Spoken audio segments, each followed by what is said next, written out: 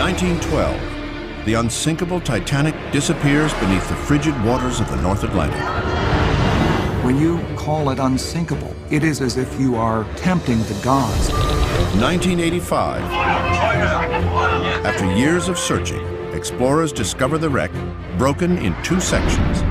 How she broke her back is still under investigation. 2006, a new expedition uncovers missing pieces and surprising new evidence. Evidence that may forever change what we know about Titanic's final moments. You would almost think that the story has been told. There are things on Titanic that are not understood. The physical ship on the bottom still has a lot to tell us. That is the most significant Titanic footage I've ever seen in my life. Oh my God, unbelievable.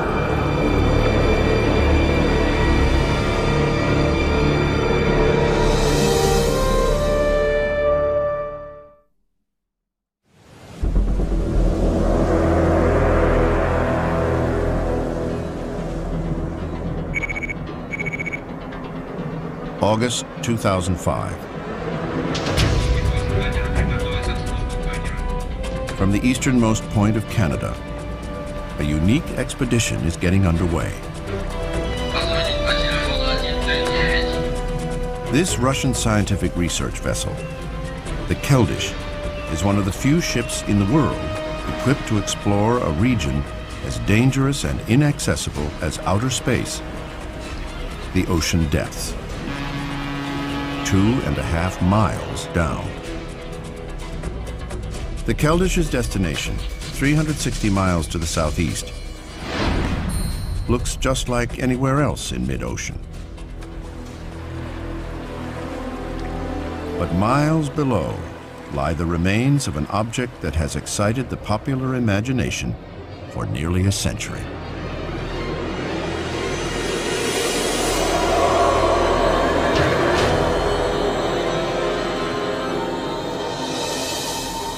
Titanic. The most well-known shipwreck in the world. This is an imposing icon for somebody that's interested in shipwrecks. This is the single place to be.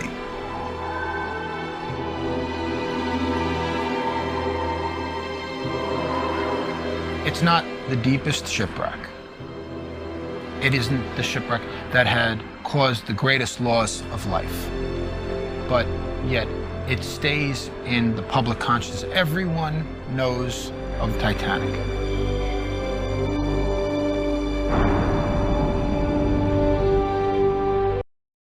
Before she sails, Titanic is the stuff of legend. Huge, opulent, proven technology, described as practically unsinkable.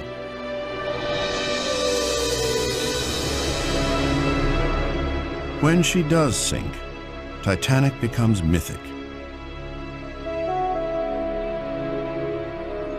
A tragic metaphor for hubris and the terrible arithmetic of survival. It's hard to imagine that night without wondering, how would I have acted? These people were facing moral choices about whether they themselves would live or die, or whether someone else would die in their place. These were agonizing decisions, and I think when we think about the Titanic, we try on those decisions for size. We wonder how we would measure up in that kind of extreme moral dilemma. Bob Ballard's successes and a penchant for promoting them have provoked respect and jealousy. When the wreck is located in 1985, Titanic's legend only grows further, unleashing a flood of books, feature films, television documentaries. When they displayed these artifacts, they made $1 million. Now, more than 90 years after the sinking, and over 20 years since the discovery, is there anything new to be learned about Titanic? perhaps we're going to find pieces of the double hull, and maybe this got peeled A Pennsylvania lawyer named David Concannon thinks so. contributed massively to the sinking, more than 12 square In the summer of 2000, while exploring the wreck in a Russian submersible, Concannon and his dive partner made what he believes was a significant find. Anatoly Segalevich, the head of the expedition for the Russians, and Michael Harris and myself found what we believe are sections of the hull, long sections as if a potato had been peeled back, ribbons of steel, far, far, far, far south of the known area of the wreck site. The generally accepted theory of Titanic's sinking is that she suffered damage along her side. What's interesting about this drawing of the bottom cutting is that Concannon believes what he and his dive partner discovered could prove that there was additional damage to her bottom. But there's a problem. we were firing off hundreds of still photographs, and unfortunately, when we came to the surface, we discovered that the film was not advancing in the camera. So now, in August 2005, this expedition is setting out to relocate and document what David Concannon saw 5 years ago. This is a very critical photograph. This is Leading the investigation are John Chatterton and Richie Kohler, you can clearly see technical divers and experts in exploring shipwrecks. Their work has been the subject of the best-selling book, Shadow Divers. what about the complexity? With the attention that has been given to Titanic, you would almost think that the story has been told, but in fact, it hasn't. The dive itself is so complex, difficult, and reliant on technology that every single dive only gets so much information. Ralph, what are our chances of finding? There are things down there on Titanic that have still not been seen. There are things on Titanic that are not understood. To help them, Chatterton and Kohler have assembled a unique team. Just like we did the imagery of the double bottom. Bill Lang, underwater imaging expert from the Woods Hole Oceanographic Institution. Going down and looking at Simon Mills, specialist in the Olympic class of ocean liner. Ralph White, master cinematographer, veteran of over 30 dives to the wreck. Robert Bloomberg, U.S. State Department, an expert on international maritime law who's working to preserve Titanic. And Roger Long, naval architect. Inference has gotten piled on inference until it's become fact and build up this whole myth of the sinking. Calling it a myth doesn't mean that it's wrong. That in fact could be the story, but it just means that it really hasn't been proven in the kind of rigorous way that you would really want to build history around. The ship that is the focus of this expedition begins taking shape in 1909 in Belfast, Ireland.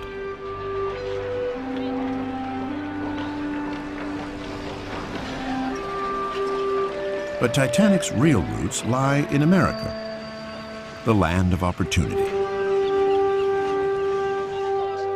Immigrants trying to seek a new life in the United States. Millions of people traveled across that stretch of water, and it was because of this traffic that the great liners were built. The bigger the ship, the more immigrants that they could carry. Without those vast numbers, those ships would never have been constructed. You have to think of them as the 747s of their day. These are giant people carriers. Once you've got them full of third-class passengers, the second and the first class are pure profit. Among the British companies competing for the Atlantic traffic, White Star and Cunard. Cunard's ships are faster, but White Star has a strategy to attract immigrants. White Star were very clever the way they operated. Even a third-class passenger was treated with the utmost respect. You ate at a table with linen on it, a knife and a fork and a spoon. The food was brought to you. You had a menu card. So there you have your menu. You turn the card over and it's a postcard, because they knew that every one of those passengers would tell their family and their friends back in the old country that they should travel by White Star. In 1908, White Star orders 2 new people carriers, with an option for a third: Olympic, Titanic, and Britannic. March 31st, 1909. Construction of Titanic begins. It is 3 years until her first voyage.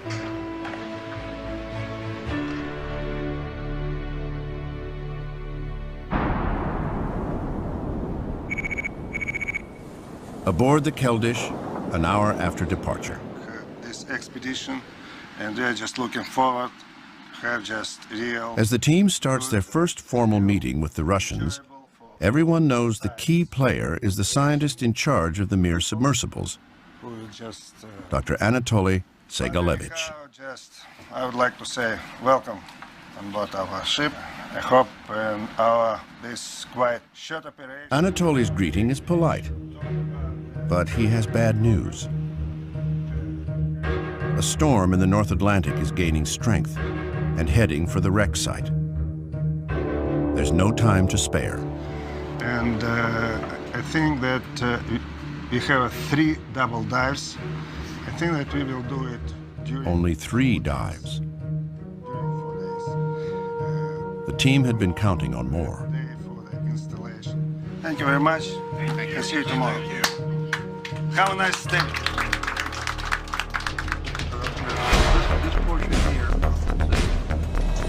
Barely an hour after departing, the odds against success have just increased.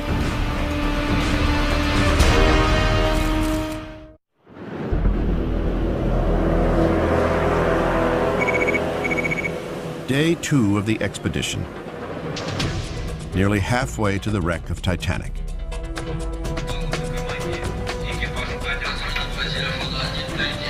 While Russian technicians prepare the Mir submersibles, the History Channel team reviews the dive plan. A portion of the double bottom. What I hope is going to happen when we get down to this newer area tomorrow is that we're going to see some sections of the hull, and I really want to know where they came from. We are here to try and look in a new area, because what I believe is in this area is evidence that could change the commonly held beliefs about the sinking of the Titanic and what actually happened on the night of April 14th, 1912.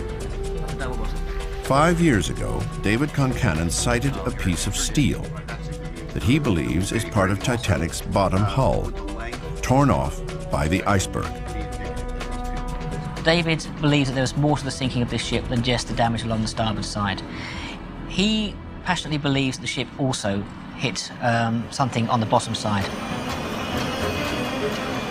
Is it possible Titanic did not just sideswipe the iceberg, but also ran over it, damaging her bottom?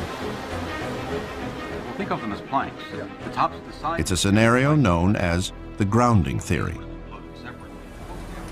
The icebergs tend to, as the top melts, they tend to have these very long projections. And that's another thing that causes me to lean towards a grounding theory.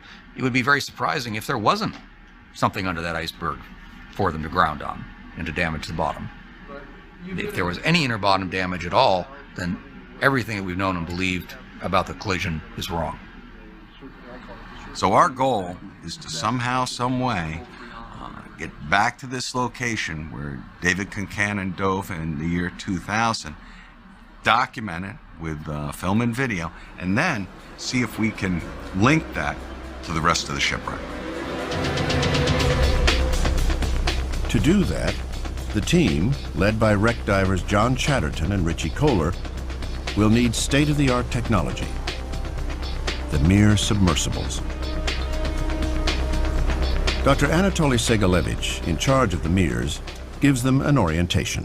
Lighting actually on the boom. February we were in Built in 1987 for the Russian Academy of Sciences, the Mirs can dive 20,000 feet, almost 4 miles.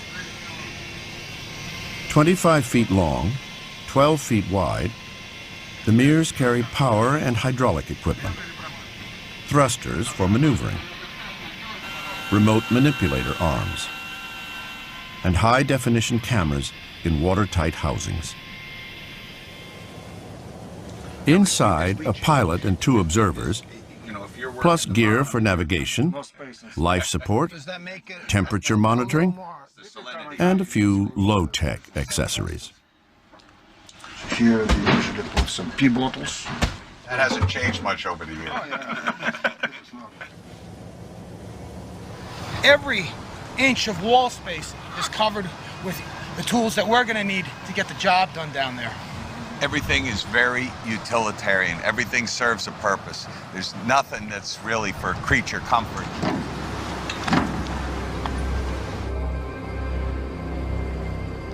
In less than 24 hours, John and Richie will be 2.5 miles down, face to face with Titanic.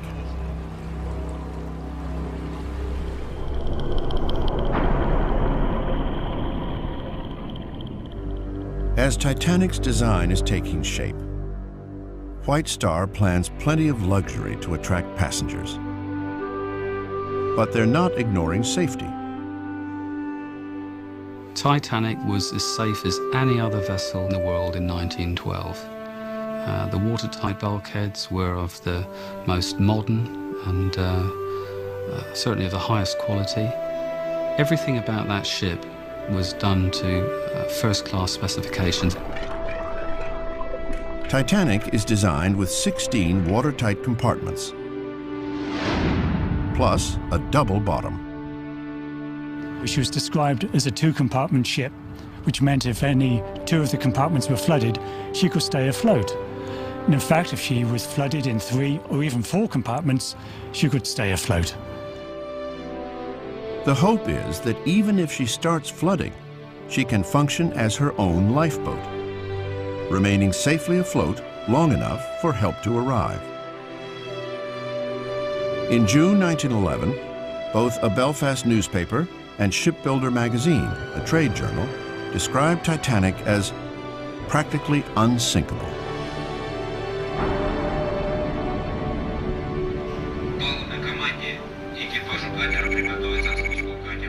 Aboard the Keldysh, just before the first dive, Anatoly starts his morning briefing. Okay, good morning, доброе утро. We open new page in our diving on Titanic, real history page. Историческую страничку открываем сегодня. Anatoly will take John and David in Mir 1 to Titanic's stern, then head south to search for the ribbons of steel Concannon saw in 2000. Jania will pilot Mir 2. He will start at the bow, carrying Richie and Ralph. Their objective? Document the wreck's deterioration, then explore the debris field. Okay, this is practically all. Weather very rough, but I think that we will be lucky. Everything is riding on these dives. If they can't find and photograph Concannon's ribbons of steel, the experts will have nothing to analyze, and the expedition will have failed.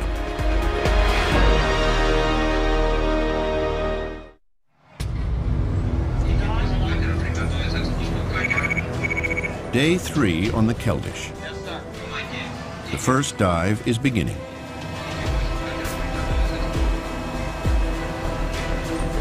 John and Richie have decades of experience diving wrecks on scuba and rebreathers. But this History Channel expedition is their first dive in a submersible, and their first to Titanic. I got butterflies in my stomach. There's a lot of things rolling through my head. I'm a wreck diver. I've identified myself as a shipwreck diver and explorer since I'm 15 years old. I am working very hard at keeping a surface of professionalism and calm. But you're talking about a guy that has been diving shipwrecks for most of his adult life. That is the thing that I'm truly passionate about. Man, all we want to see is the water splashing over the ports. There we go. And we got our feet wet. That's it, baby. We've just splashed down and we're right below the surface. Descending at roughly 100 feet per minute, it doesn't take long to pass the deepest Richie and John have ever been.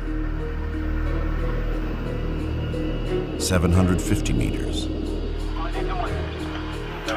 800. 850. It will take the Mears over 2 hours to reach the bottom. Waiting there, 2.5 miles down, Titanic.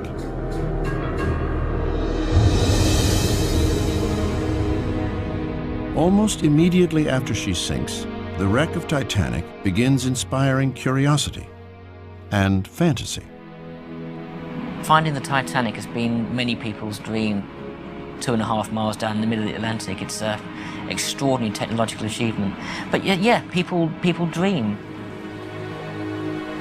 For decades, the dream remains a fantasy. Then, in 1985, a joint French-American expedition, led by Jean-Louis Michel and Robert Ballard, sets out to do the impossible. In July, the search begins. A lot of this area is flat, muddy bottom.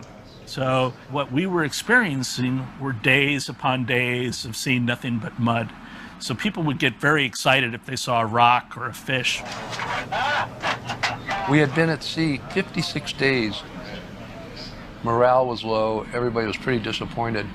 And finally, September 1st, 1:45 in the morning, local Atlantic time, we started coming across debris. Objects. We saw a pipe, and then eventually we started to see more and more debris. Bed springs, plates, a lot of coal. We knew we were coming into something, but we didn't know it was the wreck of the Titanic. More stuff coming. And then finally, this huge single-sided boiler with the 3 unique stoking ports. Ooh, God, it's a boiler! Yes, yes. Fantastic! All right! We had a picture of a boiler sitting in a warehouse before the Titanic was built. Everybody kind of looked to see if it was the same boiler. And it matched perfectly. That's a Titanic boiler! And there was kind of a yes, yes, yes, you know? September 1st, 1985. After 73 years, Titanic has been found. Then, when they look closely, another find, quite unexpected. Titanic had split in half. Exactly when and how the ship broke apart has never been definitively established. But if there was, in fact, grounding damage to Titanic's double bottom, perhaps that damage could shed light on the breakup. That breakup is sort of a Pandora's box. But when you add the possibility of grounding damage to the bottom of the ship, a lot of these loose ends and contradictions and unknown things start to fall into place. That's why this expedition is so interested in locating pieces of Titanic's double bottom. 2 hours after splashing in, Mir 2 approaches the wreck. On this dive, Richie and Ralph's objective is to survey and photograph the bow section in order to document its recent deterioration. Oh, wow. But first, it's impossible for Richie not to experience the magnitude of this moment.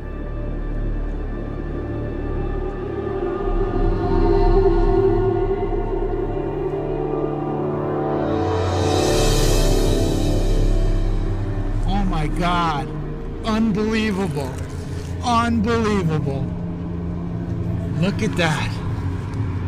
Oh, oh man.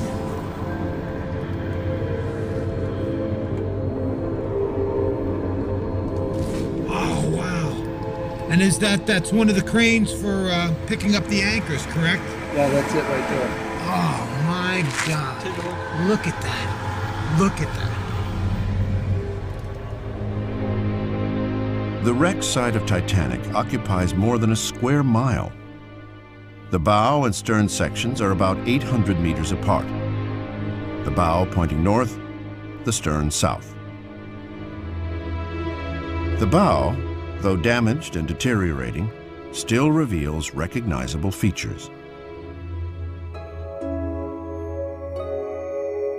The port side anchor, weighing over 7 tons. All around and over it, and covering the hull, hanging down, are rusticles, icicle-like secretions, the waste product of bacteria that eat iron oxide.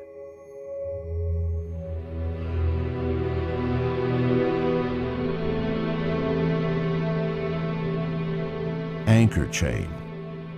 Each link weighed 150 pounds.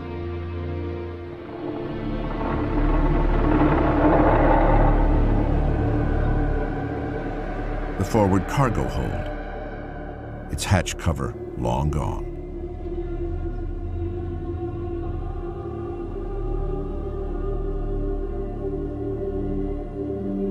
The base of the forward mast, originally towering over the ship, the giant mast apparently toppled backwards on the way to the bottom. Moving up the mast, the hatchway for the lookouts.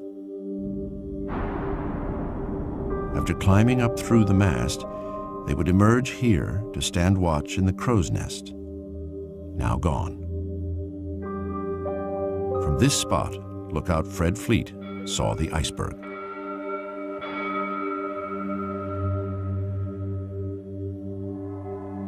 Moving up the superstructure,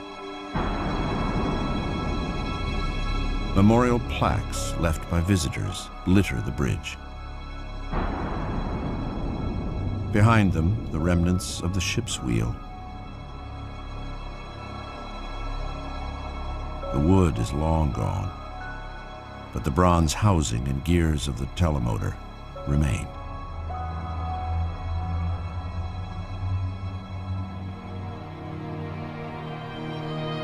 Behind the bridge, the officers' quarters.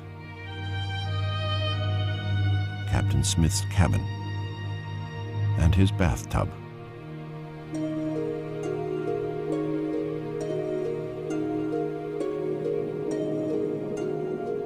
As Richie, Ralph, and Jenya continue inspecting the bow,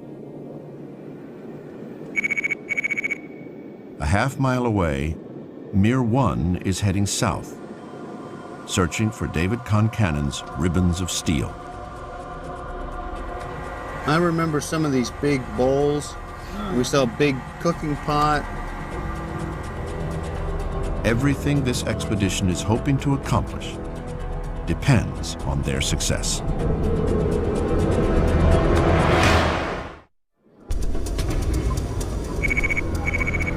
Day 3 of the History Channel expedition to Titanic, dive number 1. John, David, and Anatoly in Mir 1 are 800 meters south of the bow, approaching the stern. If Titanic's bow section is relatively intact, the stern is almost unrecognizable. a scene of utter devastation.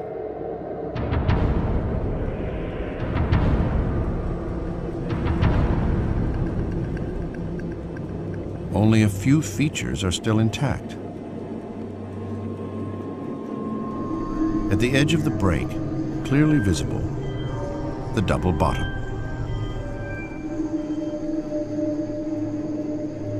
Still bolted to the tank top, a massive engine, as tall as a 5-story building.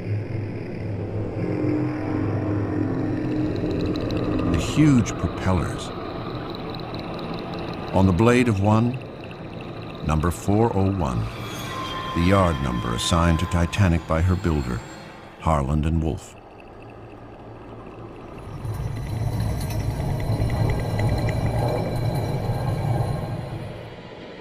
The uppermost deck of the stern, called the poop deck, is peeled back like a tin can.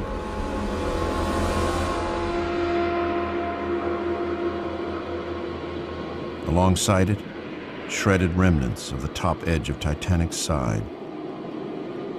Portholes and railing still visible.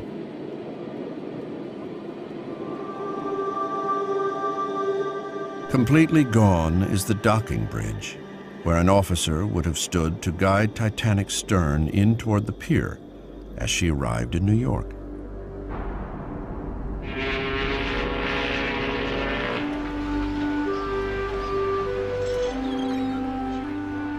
That arrival, scheduled for April 17, 1912, is intended to be the final success in the long career of Titanic's captain, Edward J. Smith, who's due to retire after this trip. Smith is a 25-year veteran of White Star. Interviewed in 1907, he expresses sublime confidence in the new vessels he is now commanding and those building them. I cannot imagine any condition which would cause a ship to founder. I cannot conceive of any vital disaster happening to this vessel. Modern shipbuilding has gone beyond that. There had never been, certainly in Smith's lifetime, a serious incident involving a large passenger vessel resulting in serious loss of life. So I think he was lulled into a false sense of security. 2,200 people are on board, a crew of 900 and 1,300 passengers. Wallace Hartley is a violinist who leads the ship's band. But to avoid paying musicians union scale, White Star lists them as second-class passengers. In third class, or steerage, 710 passengers, many of them immigrants. 29-year-old Alma Paulson from Sweden is moving to Chicago. Her husband's gone ahead to find work. Traveling alone with 4 kids, she's got her hands full. The Dean family, Mr. and Mrs., 2-year-old Bertie and 9-month-old Milvina, are moving to Kansas. We went third class, or steerage, because my father's heard from relations in Kansas telling him how much more opportunity there would be in America, and so he thought immediately we would go there. Not all immigrants on Titanic are poor. 16-year-old Edith Brown and her parents are in second class. Her father, Thomas Brown, is moving the family to Seattle. He shopped around and he worked it out that if he could wind his affairs up by around about the end of January or February 1912, they could make it to join that brand new ship that everyone was talking about, the Titanic. And they did.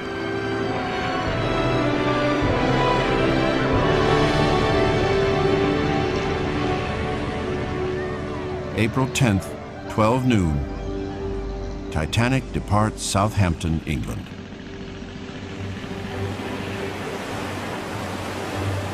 Following 2 days of sunny skies and calm seas, on Friday, April 12th, a message from another ship. Ice ahead. Sunday morning, April 14th. 2 more reports of ice.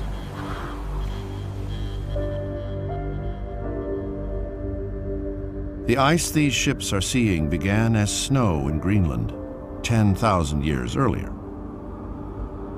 Gradually piling up a mile thick, over centuries the snow compresses into glacier ice.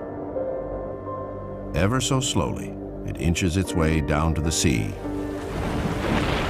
and breaks off. Once it falls into the ocean, the ice is called an iceberg. They circulate around Baffin Bay for a while, maybe a few years. Then they come down the Labrador Current, and the Labrador Current brings them right offshore here, right off Newfoundland. Right off Newfoundland, Iceberg Alley.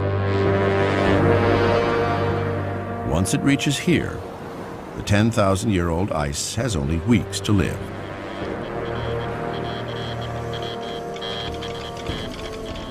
By evening, Sunday, April 14th, Titanic has received a half-dozen ice warnings.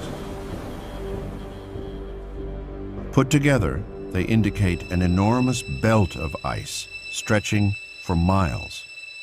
In a month, it might be gone.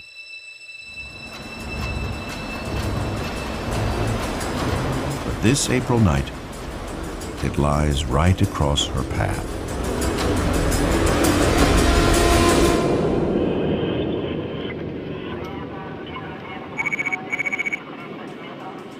In Mir 1, John, David, and Anatoly are well south of the stern, searching for the debris David Concannon sighted in 2000.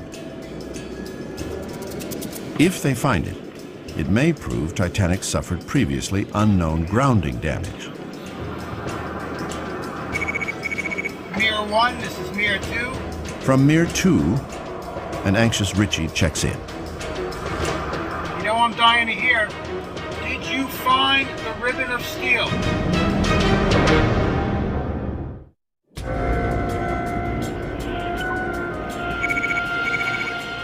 Day 3 of the History Channel expedition, midway through the first dive to Titanic.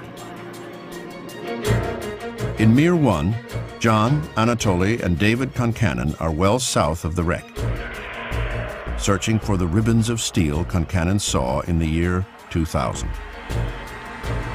Something to the east. If they find this debris, and if it is what Concannon thinks it is, it could prove that Titanic not only sideswiped the iceberg, but also ran over part of it, damaging her bottom. I'm optimistic that they're going to find something. But the thing that bothered me about this is that David was not able to give us the one thing that I wanted to see, and that was some kind of photographic proof. 1 hour into the search, roughly 600 meters south of the stern. Now, we are far away from the wreck. We're right where we should be, actually. Concannon recognizes a familiar rise on the bottom. And there's a hill. There's a hill, and there's dishes on the hill. You've got all kinds of stuff. This is a bona fide debris field. Then, they spot a piece of steel. Yeah. I've got some steel over here. What's this? Yeah, piece of steel.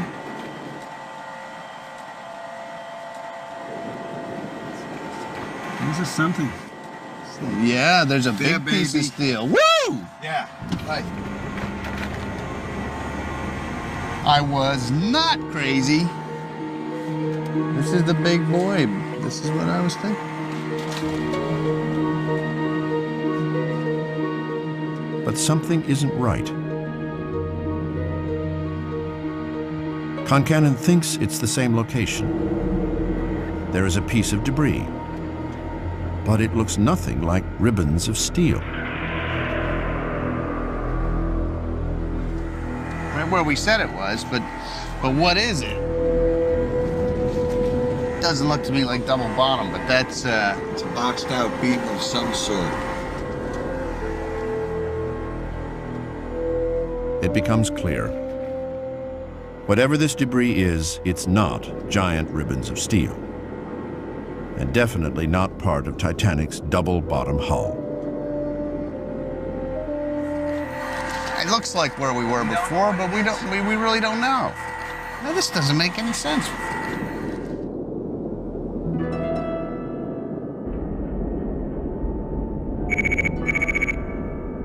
In Mir 2, Richie is anxious for an update. Mir 1, this is Mir 2. John?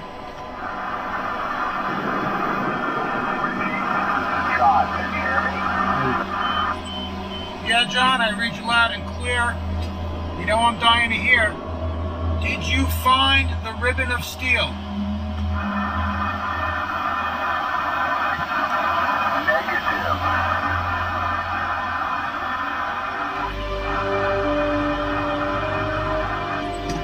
10-4 on that. 10-4, copy negative.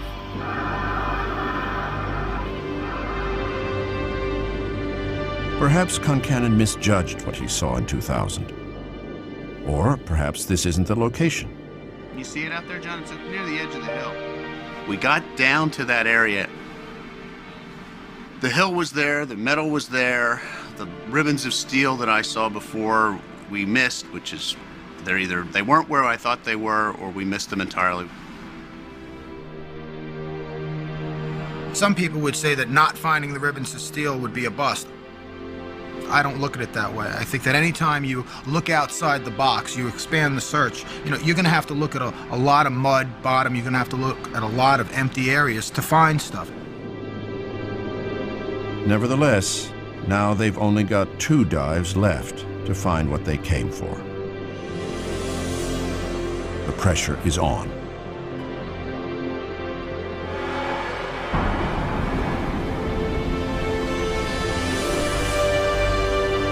By Sunday, April 14th, Titanic is more than halfway to New York.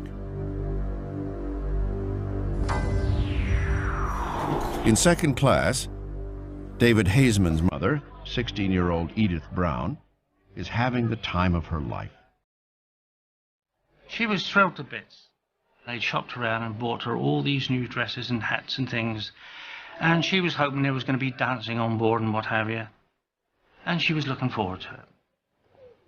Even third-class passengers, like Melvina Dean's mother, are finding White Star's hospitality impeccable.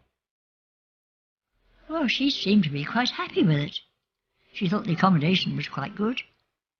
And I remember her saying there was a band also, a Welsh band playing on third class, presumably, which was awfully nice. Sunday afternoon, the weather turns suddenly cold. After receiving a half-dozen ice warnings, Captain Smith moves his course 10 miles further south. But he doesn't post extra lookouts, nor does he slow down. All North Atlantic officers were taught to keep up the pace, keep to the schedule, and that was standard. Captain Smith really wasn't doing anything different that night. I think he just thought, as most of his officers thought, that if there is any danger ahead, we will see it in time and we will be able to get around it. It's a time-honored strategy for coping with ice, and it works, usually. But it depends completely on one essential factor: visibility. When you see an iceberg in a nice blue sky day just off the coast, they're really massive. They're quite spectacular, and it's hard to imagine how you could miss such a thing. Even at night, an iceberg will normally show up because of wave action around its base. But Sunday, April 14th, 1912 is a most unusual night. There's no moon, and the sea is strangely, absolutely flat calm. In a calm night, there'd be no wave action, and it would be extremely difficult to see until you were almost on top of it. 11:40 p.m. Lookout Fred Fleet sees something blacker than night, right in Titanic's path.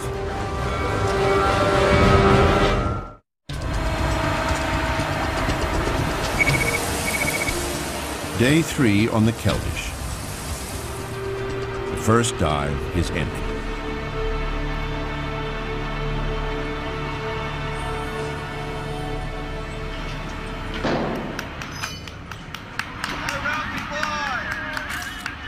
Once the hatches are open and the divers are out, there's only a brief moment for photos and quick greetings before it's on to more pressing business. Diving in with a veteran, only way to do it. I mean, we really got the full tour. I'm sorry to say, though, that Titanic has deteriorated a lot. Noticeably so. And now you'll excuse us, we have an appointment with Les Toilettes.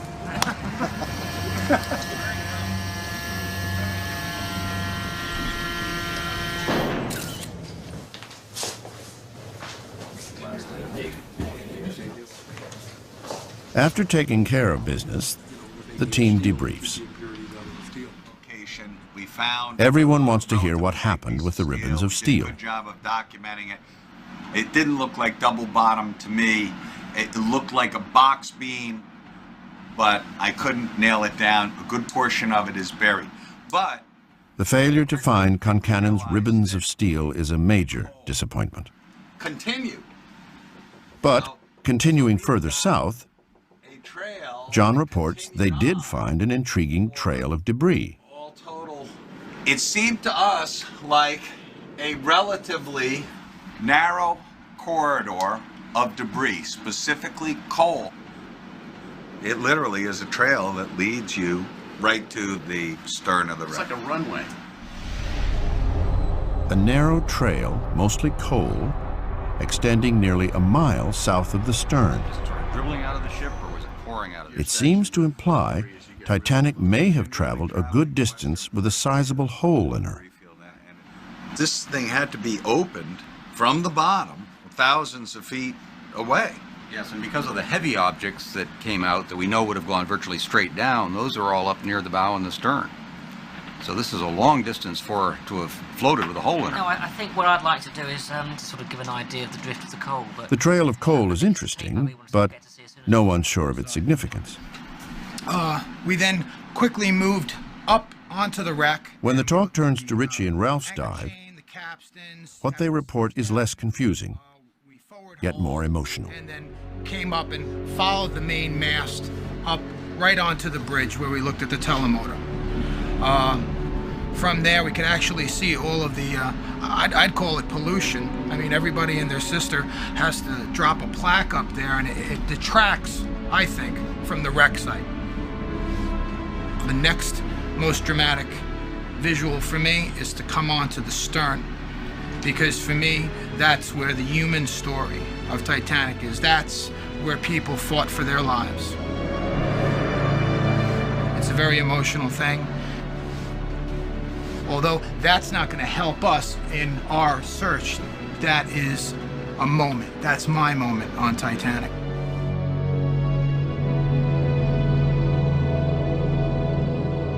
The first dive is over. They did find an interesting trail of coal. But whatever it means, it's not sections of Titanic's bottom. Not what they're looking for.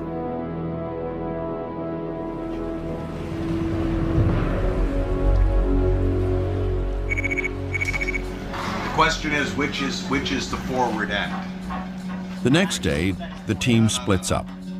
At this point, John, David, Simon, and Richie joined Mary Ann Morin from the Woods Hole lab to review high-definition video of dive number 1. Simon, at this point, the realization is settling in that this isn't the bottom of the hull. The only thing that I've seen that even remotely looks like this is the expansion joint. You know, could be part of the expansion joint. It's part of the stove. Kitchen stove? Yeah. Oh, okay, that would make sense.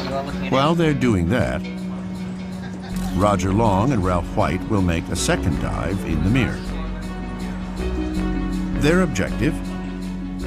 Examine the bilge keels, two narrow strips of steel running along part of the hull. If Titanic did suffer grounding damage, the starboard bilge keel would almost certainly be damaged as well.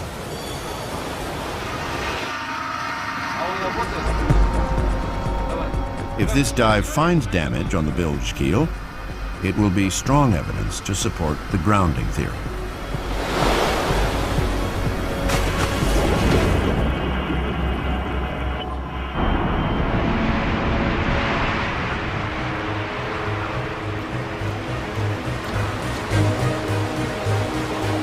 Sunday, April 14th, 11:40 p.m.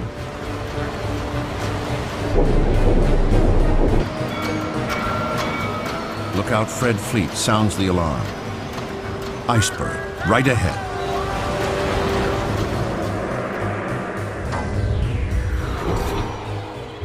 In third class, Milvina and Bertie Dean are asleep. My mother and father heard a terrific noise.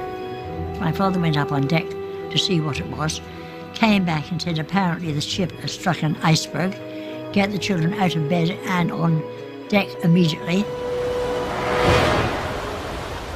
Trying to swerve around the iceberg, Titanic has sideswiped it, bumping along in a series of blows. Rivets give way, seams between plates open.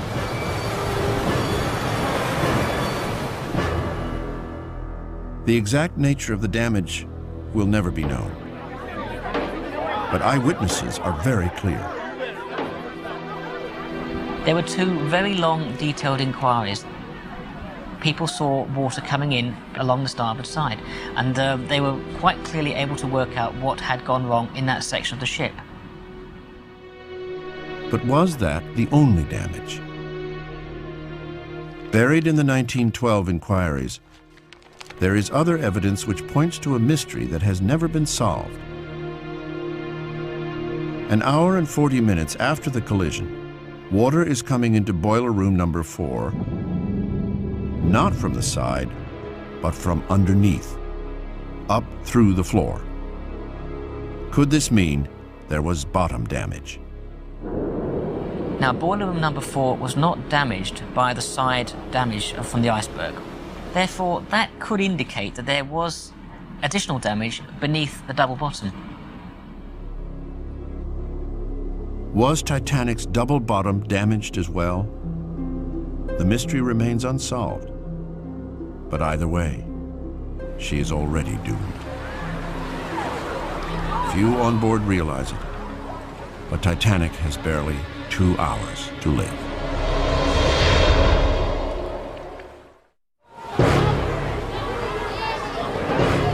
April 15th, 12 a.m. 20 minutes since the collision. Captain Smith has radio operators start sending distress calls and orders the lifeboats uncovered. In second class, 16-year-old Edith Brown and her parents have gone up on deck to see what's happening. When they got up there, there was wisecracks. Hey, there's ice on the foredeck. People throwing ice at each other. Someone else said, well, perhaps we ought to go down and join in the fun. And another person said, well, I think it's all going to be cooled off soon. We can all go back to bed. Down in third class, Melvina Dean's father is taking no chances. He got us wrapped up in blankets and things, and with the help of a sailor, up on deck. That might have been quite hard because we were down the bottom. We had to get up on top. But we managed it anyhow. Up in the first class lounge, Wallace Hartley and the musicians begin playing cheerful music to keep spirits up. 2,200 people are now facing a life and death emergency. Their survival is the responsibility of 59-year-old Captain Edward J. Smith. Captain Smith, then as now, is God. Absolutely, completely in command. Every aspect of the control and operation of the ship, the behavior of the passengers, everything. He faces considerable obstacles. First, the awful mathematics of the lifeboats. By law, Titanic is required to carry just 16. She actually has 20, but they'll only hold 1,200 people. 1,000 passengers have nowhere to go.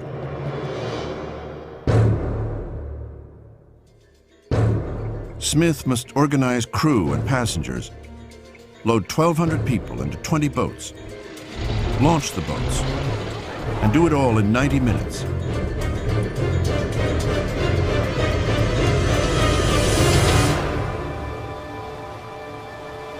It's more than any one man could handle.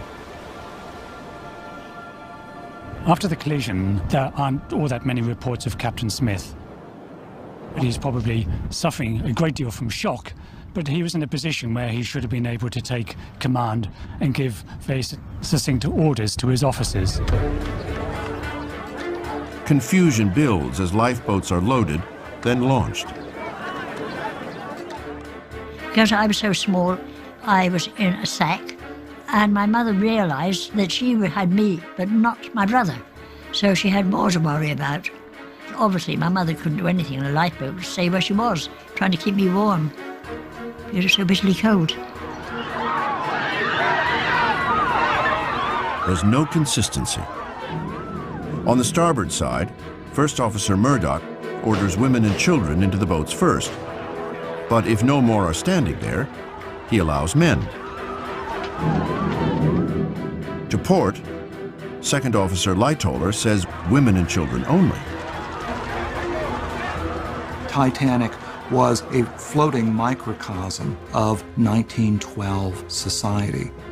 In that society, any of those men on the Titanic, they might not have given up their place to a woman, but they would have felt, in not doing so, that they were doing wrong.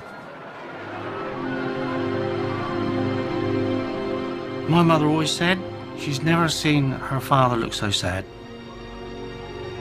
My grandmother kept shouting to him, "Go around the other side and find our lifeboat, Tom."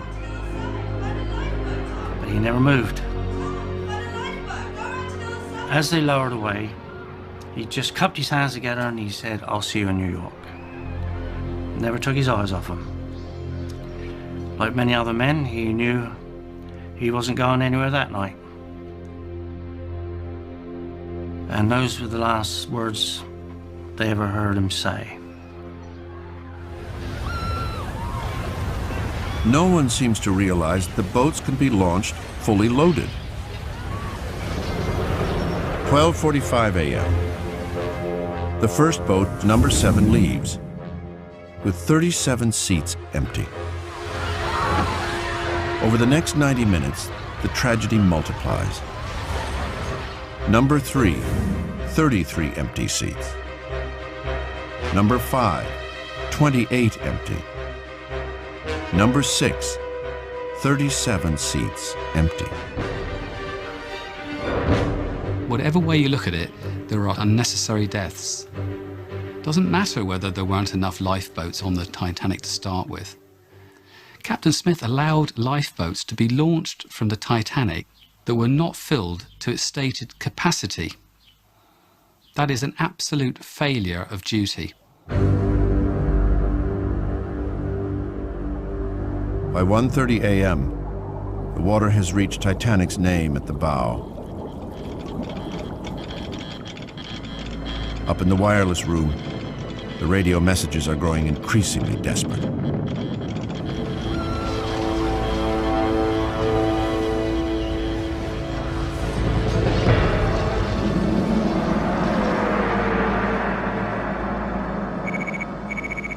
Aboard the Keldysh, day 4 of the History Channel expedition. The second dive, with Roger Long and Ralph White, is ending. Congratulations. Thank you. So, how'd it go? How was it? We actually got under and could see the curve of the bilge, and I don't see any sign of inner bottom damage. Now, we haven't seen all of it, but there's... Roger and Ralph have seen no damage to the starboard bilge keel. No evidence to support the grounding theory.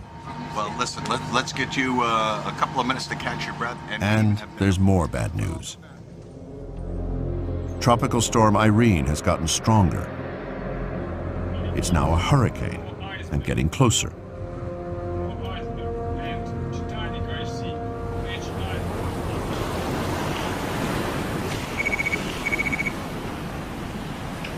The next day, the mirrors are down for maintenance.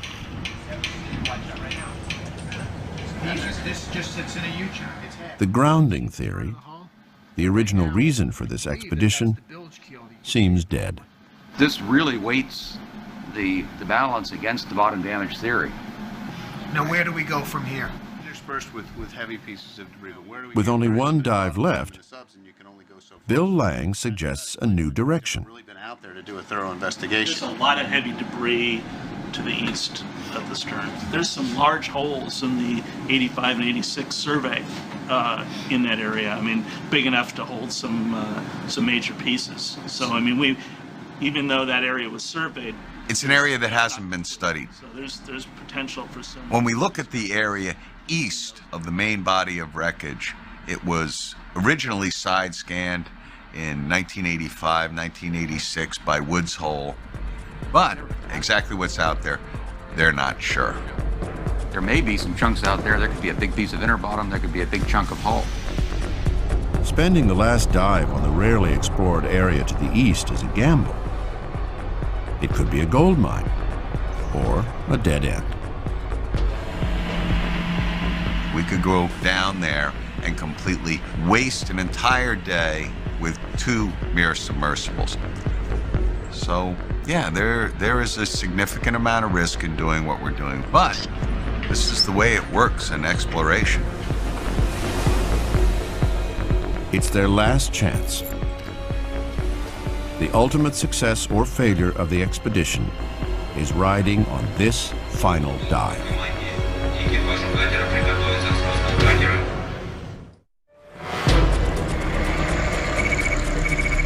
Day 6 of the History Channel expedition. The final dive to Titanic is beginning. In Mir 1, John and Richie. In Mir 2, filmmaker Kirk Wolfinger and U.S. State Department Representative Bob Bloomberg. Thank you. So far, looking south, they've found no evidence of bottom damage. Now they'll gamble and head east into an area that has rarely been explored.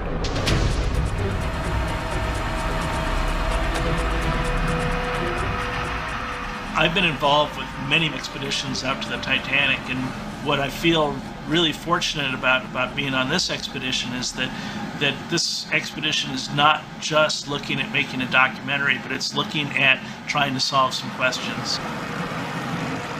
We haven't been able to find it, but who knows, they might get lucky today and find that one little critical piece of evidence that will change the whole story of Titanic.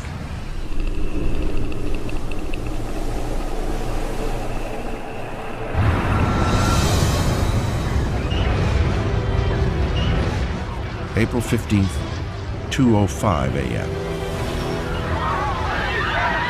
Only 2 lifeboats are left. 1,500 people remain on board. Alma Paulson and her children among them. Like many third-class passengers, by the time they reach the boat deck, there's nowhere to go. By the time most of the lifeboats had been lowered, it was too late for the passengers from third class to reach them because they were so far down in the ship. Wallace Hartley and the musicians are probably still playing. No one knows exactly when they stop. But their courage will come to symbolize the best of Titanic's crew this night.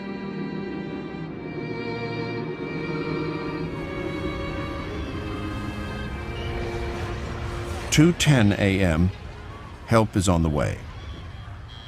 50 miles to the southeast, the Cunard liner Carpathia has heard the distress calls and is racing to the scene. But 2 more hours will pass before she arrives.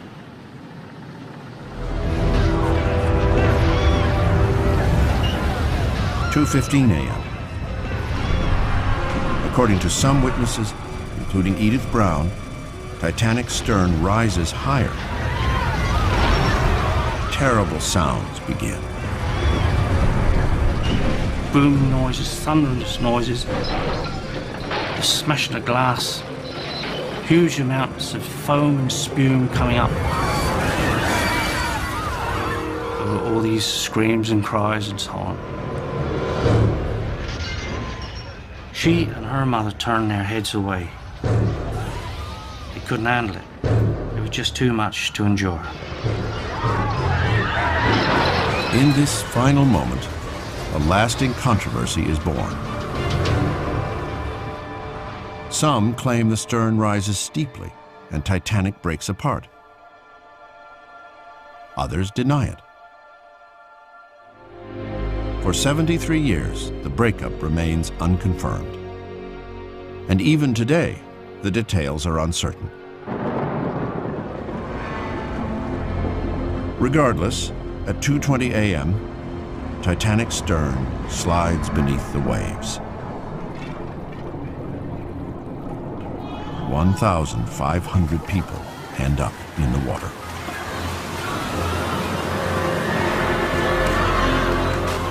The very few survivors that were actually pulled from the water just minutes after they had gone into the water remember it being like 1,000 knives being stuck into them.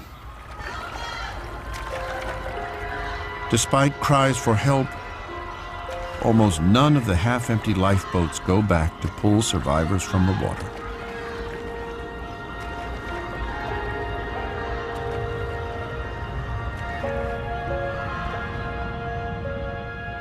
Once the screams die away, over 700 people in the boats are left with nothing but cold and silence.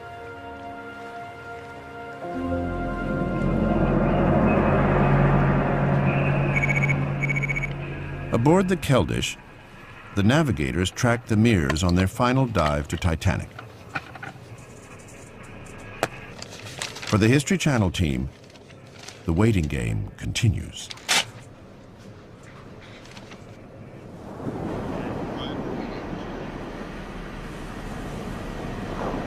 Right now, there's nothing we can do. They're down there, they're looking around. We've given them as much information as we can give them. All we can do now is wait and hope that when they come back, they've got what we need.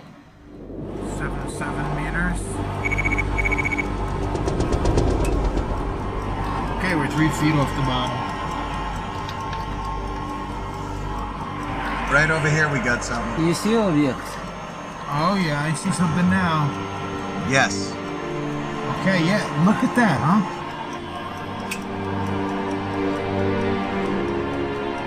Is that part of the bilge keel? I don't know, John. I can't see out my port yet. If it is bilge keel, this must be part of the bottom. I think that is it. Yes, yes, yes. We're looking at the bottom of the ship. Yeah, absolutely. Unbelievable. Yes, yes, yes, yes. That's double hull. That's double hull. Oh man, look at this. Wow. We want to document this thing as well as we can. It is bilge keel. The red paint still clearly visible. They are face to face with a piece of Titanic's bottom. But how far does it extend? Is this a cross section with 2 bilge keels? what are you saying? We're looking at the entire bottom? Yeah.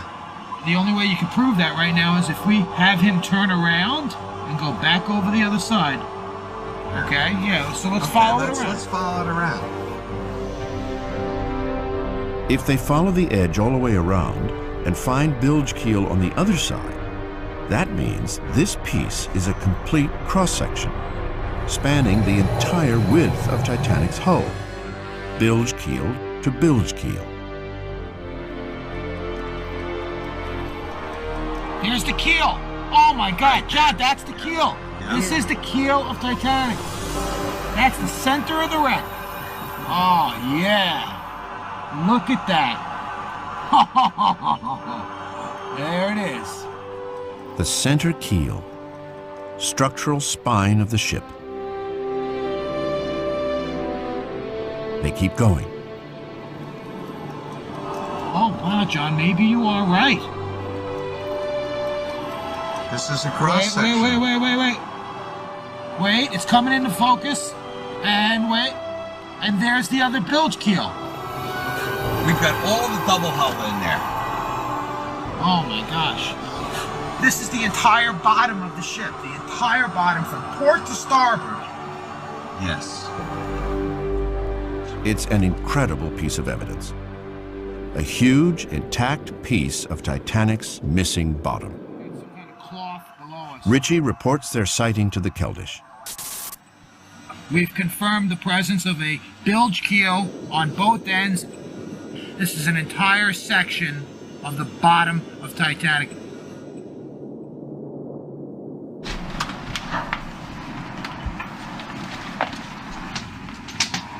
I was going to come find you. They have found what appears to be a complete section of the inner bottom, upside down, with the paint still on it. Show me where they found it. And within the hour, remarkably, Mir 2 sights a second intact piece of double bottom, a few hundred yards from the first. It really is amazing. First thing we hit is something Genya hasn't seen before.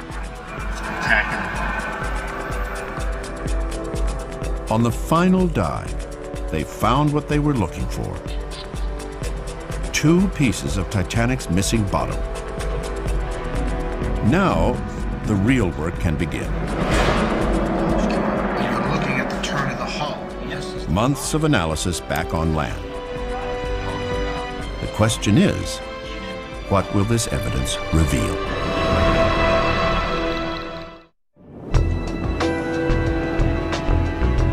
The 8-day History Channel expedition to Titanic is over.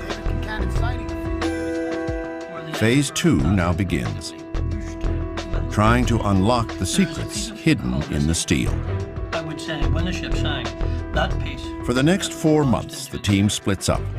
I got to disagree with you on both ends of the deal. Bottom structure right now. New members are added. And I'm looking at the increased depth. Working individually, conferring by phone and email, everyone struggles to analyze the pieces of double-bottom hull.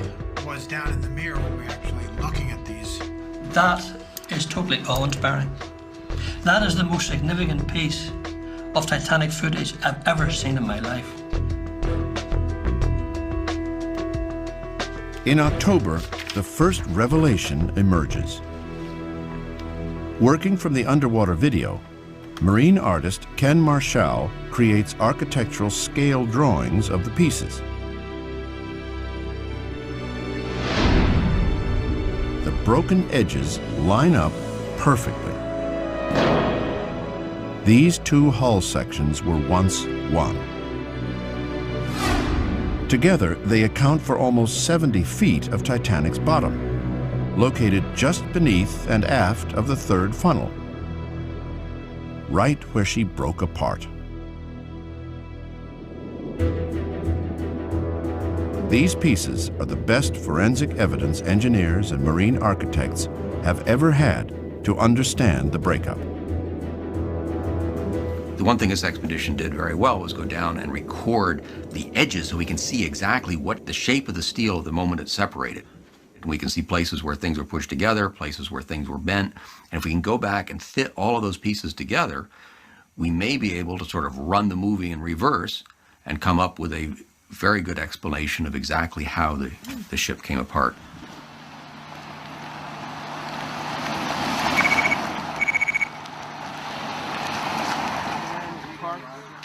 In December, the team gathers at Woods Hole to discuss and debate the meaning of the double-bottom pieces. Nice to meet you. Nice to put a face to the emails. By the end of the day. And everything else. It's what they've all been working toward. The debris field. A chance to reach initial conclusions about the breakup of Titanic. Hi. What we've been working on is taking the 1985 and 1986 data that was collected. Bill Lang begins. This is a zoomed-in window. The stern is sitting right about here. He's been working to map the debris field because he thinks it contains clues to the timeline of the disaster. Okay, you've got 60 feet of keel member in these two pieces, roughly. Bill is convinced the location of the two double-bottom pieces far to the east marks the moment when the breakup began. Well, I mean, I think this is number one, okay, because number one to me is where the ship broke up. To me, this is the primary debris field associated with the ship. You're saying these two double bottom pieces were on their way to the bottom, while the bow and stern were still on the surface? Yes. Yes. And that this point in time represents probably when the bow and stern started to separate, okay? That means that's X marks the spot. Right above that is where the ship broke. Titanic's final moment was. Somewhere here the ship died when the keel broke, because these are the keel But regardless of whether this is the actual spot, what caused the breakup? When did it start? How did it progress? And how did it determine the fate of the passengers? Since the breakup was confirmed in 1985, most Titanic researchers have come to believe it began just before the final plunge. According to this theory, Titanic reached a high angle, over 30 degrees, and the weight of the unsupported stern caused the structure to fail, cracking from the top down.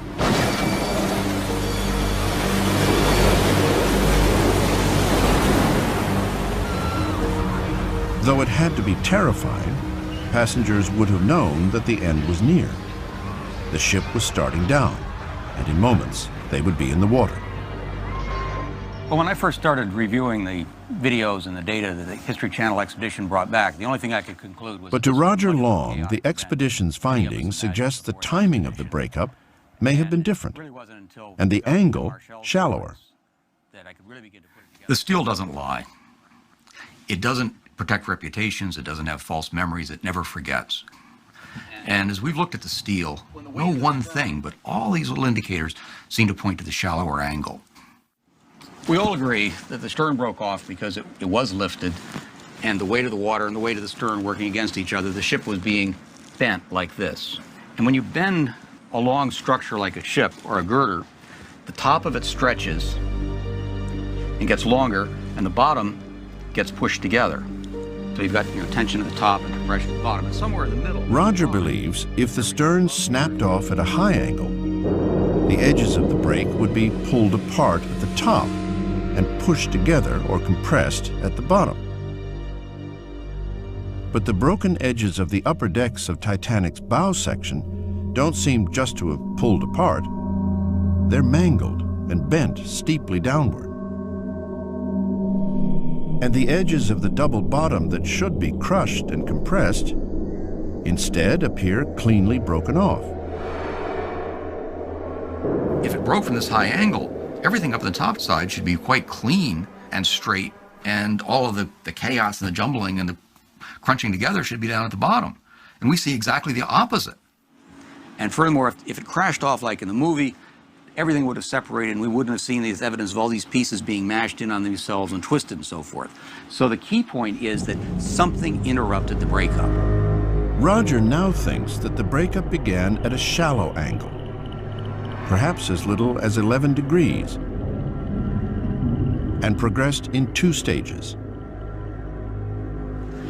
So what that means basically to me is that the inner bottom broke separately from the ship. First, the upper structure fails, starts to crack. The crack stops at the double bottom, which is now all that's holding Titanic together. It starts to bend under the strain.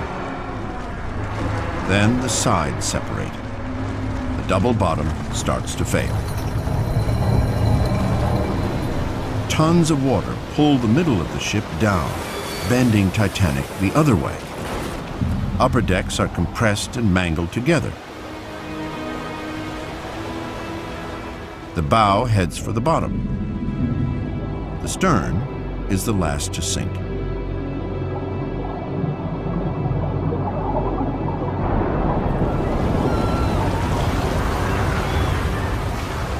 This scenario, the breakup starting at a shallower angle, suggests the 1,500 people still aboard may have been caught by surprise.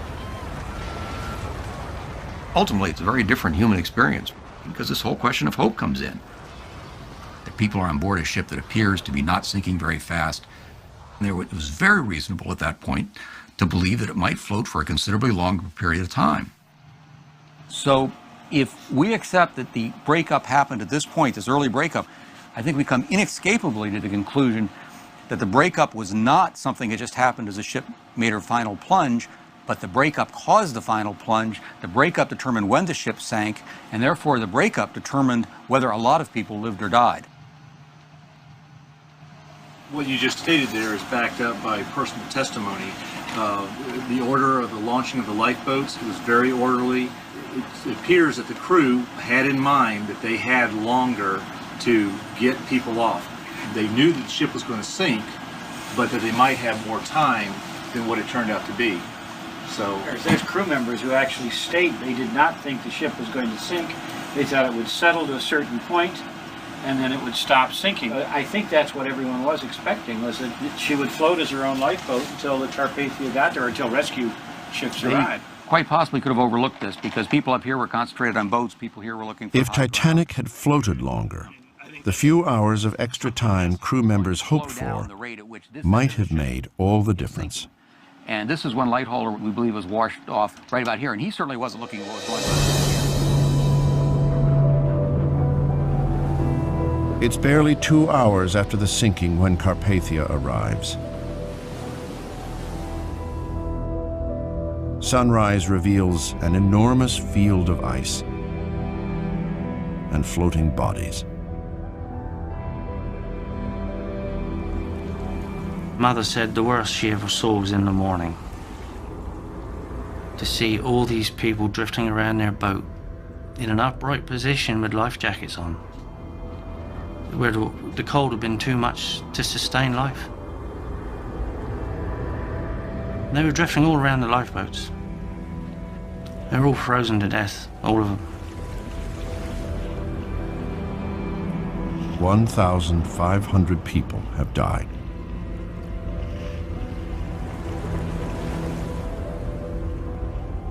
Carpathia retrieves roughly 700 survivors from the lifeboats, then heads for New York.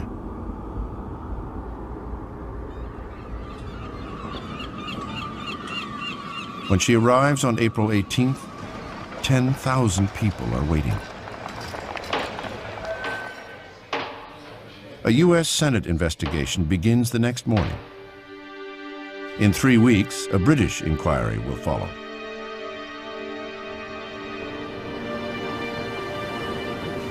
Back at the wreck site, over the next weeks and months, hundreds of bodies are retrieved.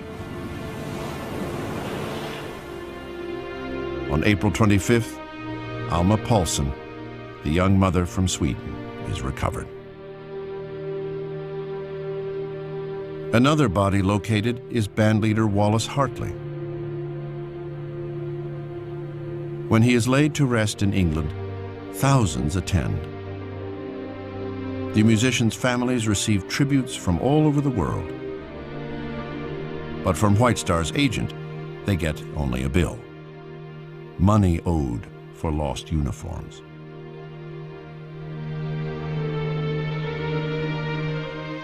Many victims, like Melvina Dean's father, are never located. He was an extremely handsome man, and I think he must have had a very, very nice personality.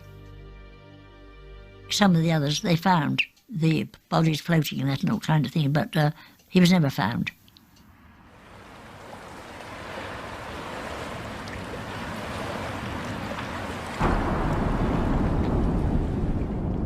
After Titanic, passenger ships will carry enough lifeboats for everyone on board.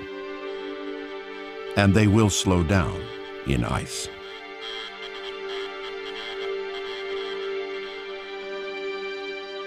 But new safety regulations aren't the only legacy of the tragedy.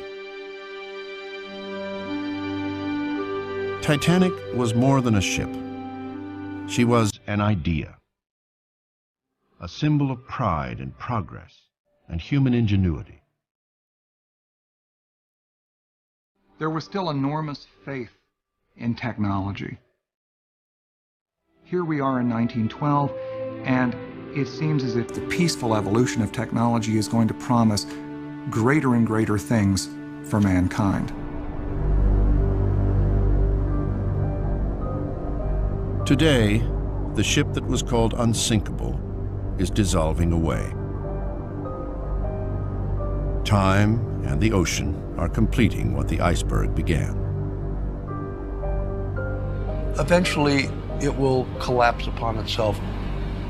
There will still be pieces of Titanic forever. The beautiful propellers in the back are made of bronze. They will be there.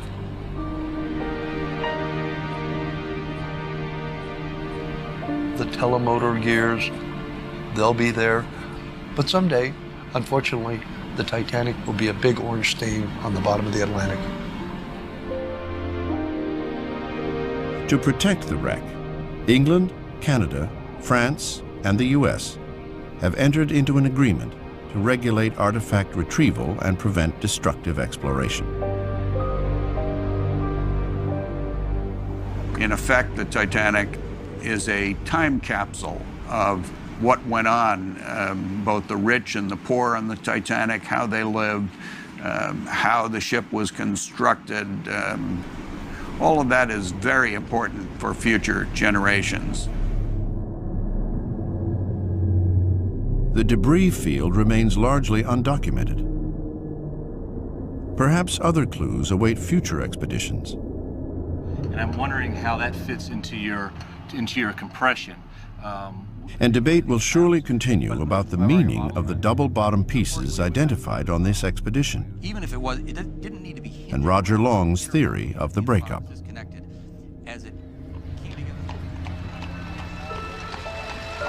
Today, the White Star Pier in New York, where Titanic would have arrived, is still there. The ghostly echo of the past. You and I are certainly very fortunate that the double-bottom hull sections we documented turned out to be so important. Well, and Roger had the insight to draw the conclusions that he did, which of course impact the timeline, the breakup of the hull, and what it was like for those people in Titanic's last moments. No, that's right, and the experts are going to continue to study the evidence. This is an event that happened in the dark 93 years ago. So no one is ever going to be completely satisfied. Nothing is ever going to be 100% proven. But I think we've come a long, long way towards understanding it.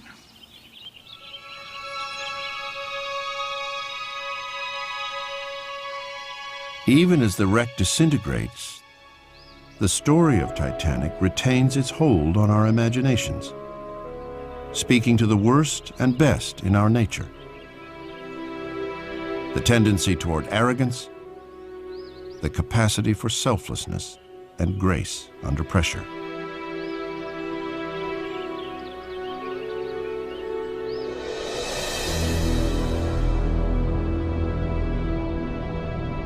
Something about this ship refuses to fade. Regardless of what new evidence is found or discoveries made, however much we learn about that night, it seems there will always be more we wish we could know about Titanic.